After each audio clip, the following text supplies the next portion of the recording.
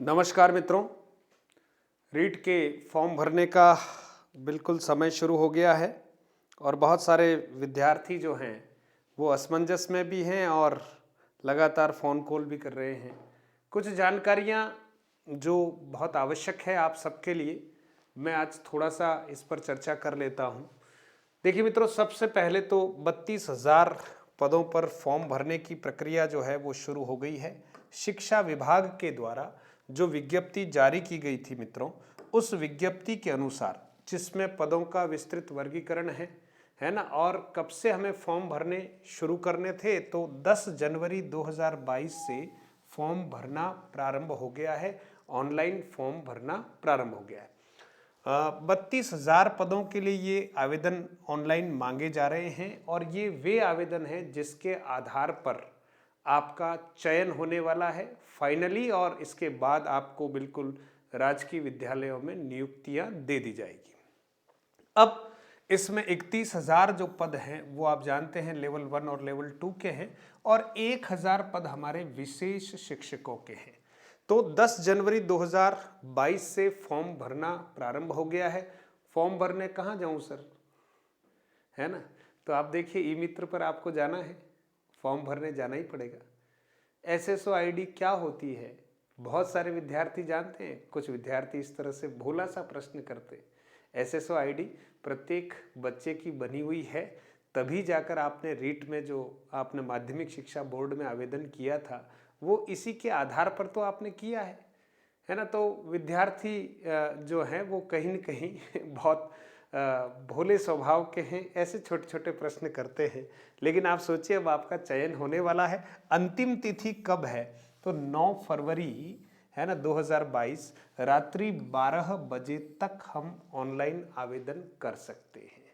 तो सर मैं क्या फॉर्म कब भरूं, है ना? अच्छा मुहूर्त देख लीजिए, फॉर्म भर लीजिए, है ना? और आपको जो भरोसा है तो फिर अंत में क्यों भरें हम, है ना? इतना इंतज़ार क्यों करें? प्रारंभ में ही आप फॉर्म भर लीजिएगा। सर्वर पर बहुत बड़ा लोड होता है अंतिम समय में, हम कोशिश करें समय रहते फॉर्म भर लें मित्रों। फॉर्म भरते समय हमें सावधानियां रखनी चाहिए, बहुत सावधानी रखनी चाहिए। ई मित्र पर जाते हैं और हम सब अपनी जानकारियां उसको दे देते हैं, वो जल्दी से फटाफट भर लेता है। पता चला कि उसमें कैटेगरी गलत लिख गई, है ना? उसने कहा एक बार देख लीजिए, कई बार वो कहता ही नहीं है क्योंकि उसे अपने आप पर इतना भरोसा होता है। लेकिन आप ध्यान रखिएगा, आपका ये जो आवेदन है ये आप नौकरी के लिए भर रहे हैं, है ना? हाँ, और इस आवेदन में अगर एक भी त्रुटि रह गई तो आप सोचिए हमें लेने के देने पड़ जाएंगे। इसलिए समय लगे तो कोई बात नहीं, आप उसको 2 बार चेक कर लीजिए अच्छे से। हो सके तो एक मित्र को साथ ले जाइए, एक बार आप चेक कीजिए, एक बार उससे चेक करवाइए, क्योंकि एक भी त्रुटि रह गई ना तो आप सोचिए हमारे लिए बहुत भारी हो जाएगा। हम धैर्य के साथ उस फॉर्म को अच्छे से पढ़ लें, जो भरा हुआ है उसकी पीडीएफ आप ले लें, बहुत ज़रूरी होती है।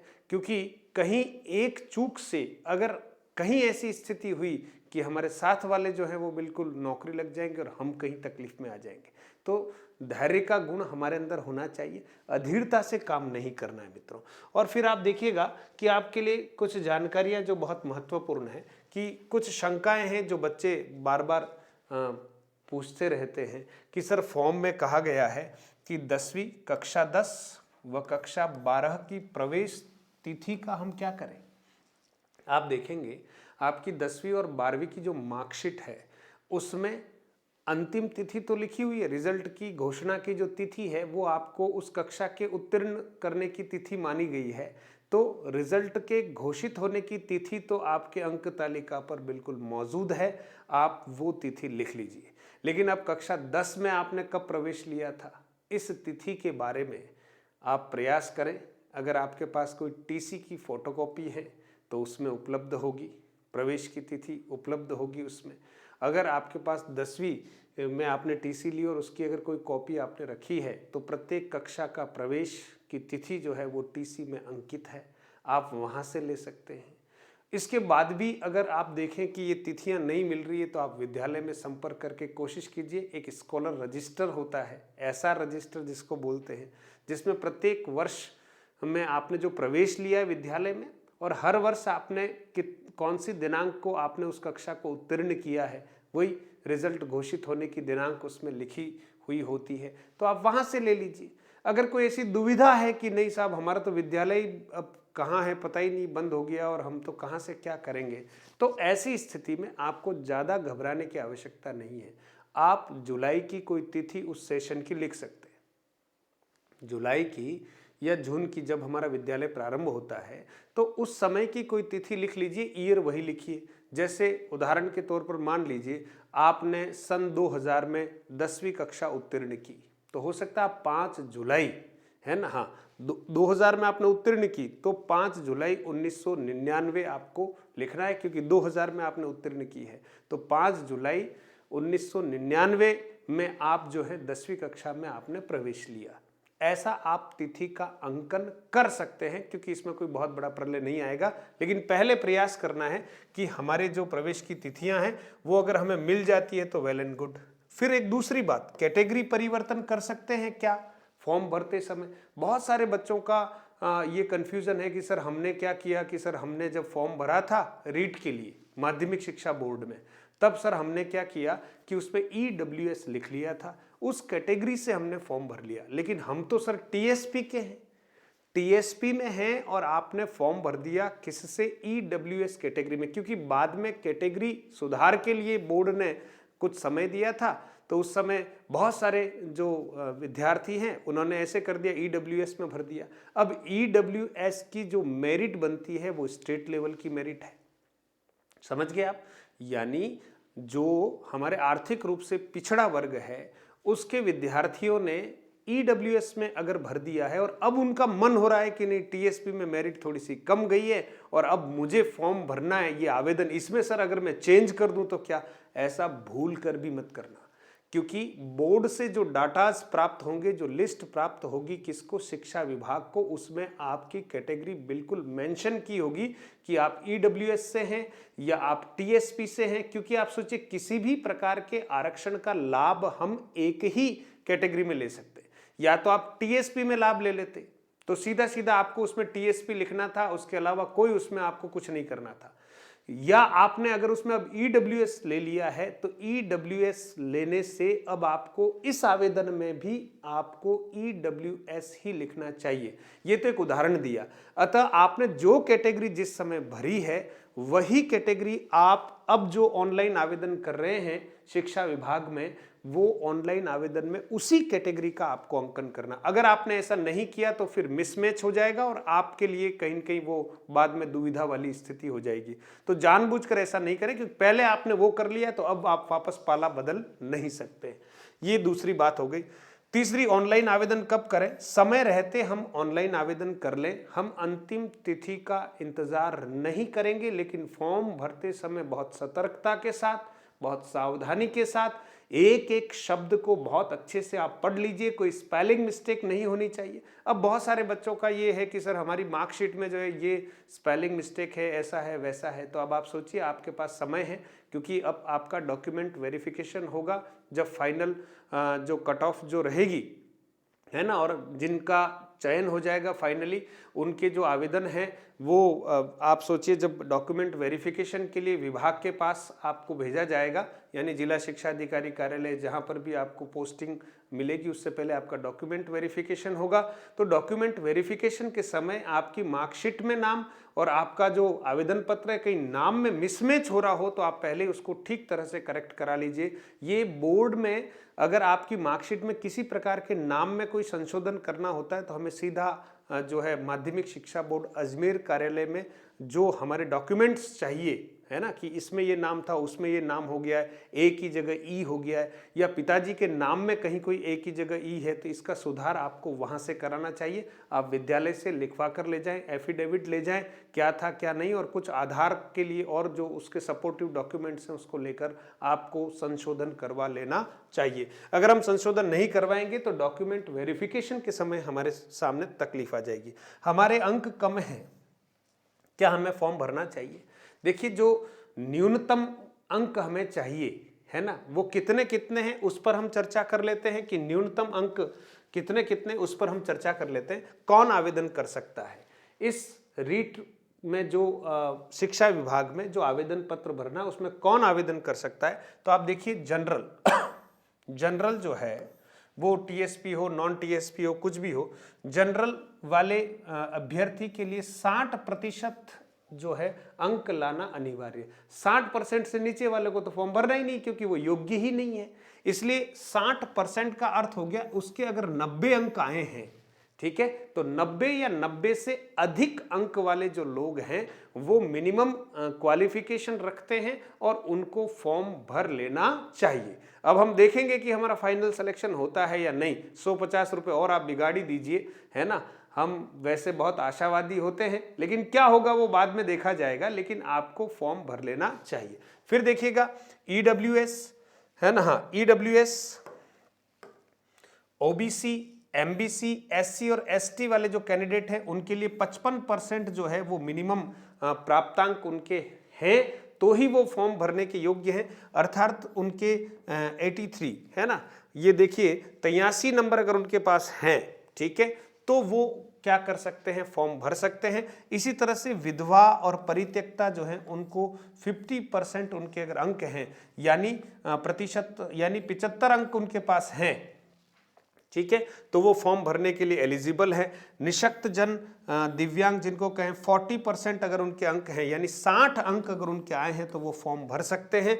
और सहरिया 12 से संबंधित जो हमारे अभ्यर्थी हैं वो 36% उनका जो है उत्तीर्णांक है, न्यूनतम इतने % उनके होने चाहिए, यानी 54 अंक, 150 में से अगर उनके 54 अंक हैं तो वो फॉर्म भर सकते हैं। और अन्य राज्य के जो कैंडिडेट हैं उनको किसी प्रकार के रिजर्वेशन का फायदा राजस्थान में नहीं मिलने वाला, है ना। वो भले एसटी, एससी, ओबीसी किसी से भी हो, वो सब किस में आने वाले हैं, अन्य राज्य से हैं, और उनका प्रतिशत वो 60% ही रखा है ना। उनको किसी प्रकार के रिजर्वेशन का फायदा नहीं मिलेगा, लेकिन सीधे सीधे वो जनरल के अभ्यर्थियों को बिल्कुल प्रभावित करेंगे और उनके 90 अंक होंगे तो वो जो मित्र हैं वो फॉर्म भर सकते हैं। अब आप देखिए ये तो हो गई कि आवेदन करने वाला। अब हमारे सर, हमारे तो 100 अंक ही हैं, कोई कह रहा है कि हमारे 102 हैं और हमें जो कट ऑफ बताई जा रही है सर वो तो इससे ज़्यादा जा रही है, हम आवेदन करें कि नहीं करें। आपको आवेदन कर लेना चाहिए। ऊंट किस करवट बैठेगा, क्या स्थितियां बनेगी, हम आशावादी हैं, हमें फॉर्म भर लेना चाहिए। इतने पैसे खर्च किए तो कुछ और कर लो, लेकिन फॉर्म भर लेना चाहिए। अब आप देखिए, आप जानते हैं कि रीट लेवल 2 के लिए जो बात की जाती है तो उसमें क्या है, रीट लेवल 2 में 90% अंक तो किस में से, 90% अंक किस में से, रीट में जो आपने अंक प्राप्त किए, मान लीजिए रीट में आपने 120 अंक प्राप्त किए हैं तो उसका 90% आपको देखना है। कितना, 90% आपको अगर आप देखेंगे तो कितना हो जाएगा, 90% आप अंक निकाल दीजिएगा तो आप देखेंगे कि हाँ, और इधर देखिए तो 12×96 ये 96 अंक जो हैं यहाँ, और प्लस 10% किसके, स्नातक में। मान लीजिए स्नातक में आपके 60% अंक हैं तो 60% का 10% क्या हुआ, 6 नंबर, तो 6 नंबर यहाँ जुड़ेंगे और फाइनली आपके जो अंक माने जाएंगे वो कितने माने जाएंगे मित्रों, 102 अंक। इस आधार पर आपका चयन होने वाला है। तो ये तो हुआ रीट लेवल सेकंड की बात। रीट लेवल फर्स्ट के जो अभ्यर्थी हैं उन्होंने तो रीट में जितने अंक प्राप्त किए, मान लो आपने रीट में 120 अंक प्राप्त किए तो सीधे सीधे 120 अंक आपके जो हैं वो काउंट होंगे। अगर आपने 110 अंक प्राप्त किए तो सीधे सीधे 110 अंक काउंट होंगे। पहले जो रेशियो था वो 70-30 का था, लेकिन सरकार ने इस बार जो रेशियो रखा है वो 90-10 का है ना, यानी 90 और 10% का रेशियो रखा है। 90% आपने रीट में जो अंक प्राप्त किए हैं उसके आधार पर, और 10% आपके स्नातक स्तर में आपके जितने आपने ग्रेजुएशन में प्रतिशत अंक प्राप्त किए उनके अंक जोड़े जा रहे हैं। तो ये तो बात हो गई कि कौन आवेदन कर सकता है, मिनिमम उसके कितने अंक होने चाहिए, इसके ऊपर हमने चर्चा कर ली है। इसके बाद आप देखिएगा हम आगे बढ़ते हैं तो कौन सा जिला भरना है, ये भी एक बहुत बड़ी बात है। प्रश्न आया था कुछ विद्यार्थियों का, सर कौन सा जिला भरना है। तब आप देखिए, जैसे मैं उदयपुर से हूं तो सबसे पहले मेरी प्राथमिकता क्या रहेगी कि मैं उदयपुर जिला भरूं, ये मेरी प्राथमिकता रहेगी। उदयपुर के आसपास के जिले कौन से हैं? तो मैं राजसमंद भरूं, मैं डूंगरपुर भरूं, मैं बांसवाड़ा भरूं, मैं पाली भर सकता हूं, मैं सिरोही भर सकता हूं, है ना, मैं प्रतापगढ़ भर सकता हूं, क्योंकि ये हमारे आसपास के जिले हैं प्राथमिकता के आधार पर। एक तो ये, दूसरा पदों की संख्या भी देखें आप कि आप जिस विषय से जो है वो भरना चाह रहे हैं, लेवल 2 की बात कर रहा हूं, जिस विषय से आप भरना चाहते हैं उस विषय के जो पद हैं वो कहाँ कितने हैं, उस आधार पर भी आप जिलों का जो हमारे डिस्ट्रिक्ट्स भरने हैं उसको आप भर सकते हैं। ध्यान रखना है और कंजूसी नहीं करनी, हम कोशिश करें। कई बार जब हम जिले भरते ही नहीं है और लास्ट में पता चला कि इन जिलों में हमारा कोई मामला बैठ ही नहीं रहा है, तो फिर वो मर्जी से कहीं कहीं ऐसा जहां बैठता है वहां हो जाता है। तो हम कोशिश करें एक से लेकर सबसे टॉप प्रायोरिटी पे है उसको पहला स्थान, फिर उसके बाद 2, 3, 4, 5, 6, 7 जितने ऑप्शन उसमें दे रखें उतने जिले हमको फिलअप करने चाहिए। अब आप देखिएगा नॉन टीएसपी में तो सभी लोग आवेदन कर सकते हैं, है ना। कभी किसी की इच्छा हो, टीएसपी वाला भी अगर नॉन टीएसपी में आवेदन करना चाहे तो कर सकता है, लेकिन आप ये मान के चलिएगा कि टीएसपी में केवल वही लोग जो है आवेदन करेंगे जिनके पास टीएसपी का प्रमाण पत्र बना हुआ है, वही लोग आवेदन कर सकते हैं। फिर बात आती है कि विषय की पात्रता के बारे में, सर हम किस विषय में कैसे क्या कर सकते हैं। अगर एसएसटी से कोई बच्चा फॉर्म भरना चाहता है, लेवल 2 की बात की जा रही है, लेवल 1 में तो विषय का कोई मामला है ही नहीं, है ना। लेवल 1 में तो सभी का जो विषय है सबका चयन होने वाला है, लेकिन यहाँ लेवल 2 में विषयवार बात की जाती है। तो एसएसटी में किसका चयन होना है या किसको फॉर्म भरना है, तो स्नातक में जिसके सामाजिक विज्ञान का कोई एक विषय रहा हो, स्नातक में, ग्रेजुएशन में उसके भले इकोनॉमिक्स रही हो, पॉलिटिकल साइंस रही हो, हिस्ट्री रही हो, है ना, या उसके पास सोशियोलॉजी रही हो, कोई भी एक विषय, ज्योग्राफी रही हो, तो वो जो है वो एसएसटी का क्या कर सकता है, एसएसटी लेवल 2 में फॉर्म भर सकता है।